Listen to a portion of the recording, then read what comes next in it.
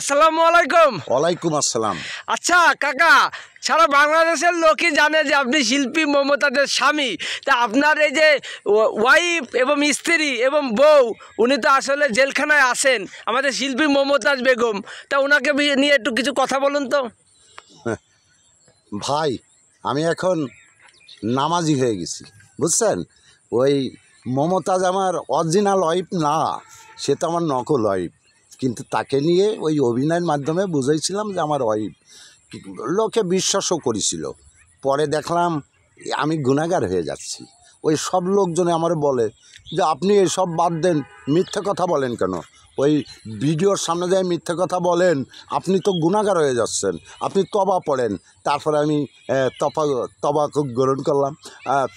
আমি তো তবাও বুঝতাম না, আমি তো খালি নাটক, থিয়েটার, এইসব গান বাজনা নিয়েই ব্যস্ত ছিলাম।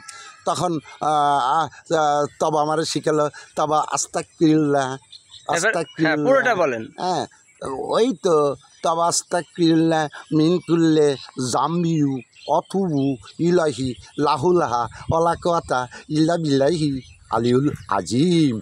এই তবা পড়ার পরে আমি পুরো ভালো হয়ে গেলাম।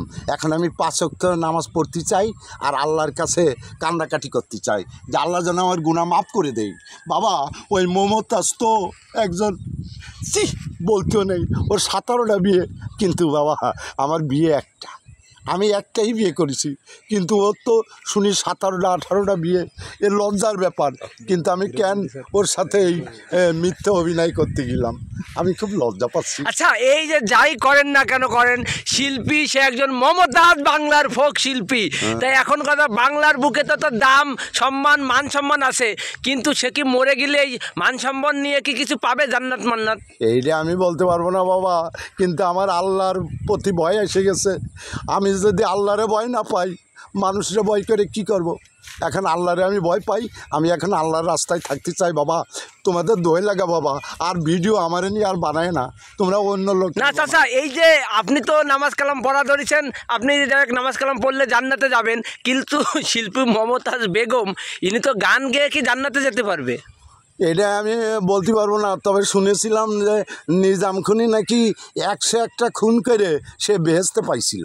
এখন মমতাজেরও এরকম হতে পারে, দেখা যাচ্ছে সারা জীবন পাপ করেছে, একটা পুণ্য করেছে, পুণ্যর জন্যই সে বেহেশতে পাই। আচ্ছা, শেষ কথা, আমাদের শিল্পী মমতাজ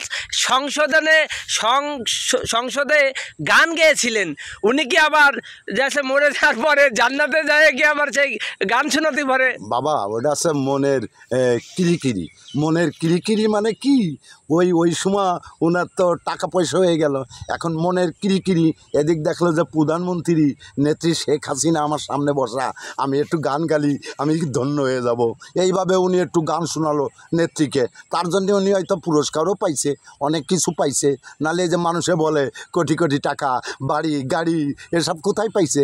নিশ্চয় নেত্রী দেশে না দিলি তো আর ওই মমতাজের মতন শিল্পী গান গায়ে এত কিছু করতে পারে না। করতে পারে, কিন্তু এত অর্থ করতে পারে না। কাকা, আপনাকে ধন্যবাদ যে আপনি নামাজ কালাম পড়ে আল্লাহ বিল্লাহ করছেন, ইসলাম গ্রহণ করেছেন। আমি অনেক খুশি, এভাবে দিন রাত চালিয়ে যাবেন। হ্যাঁ, ধন্যবাদ বাবা, ধন্যবাদ।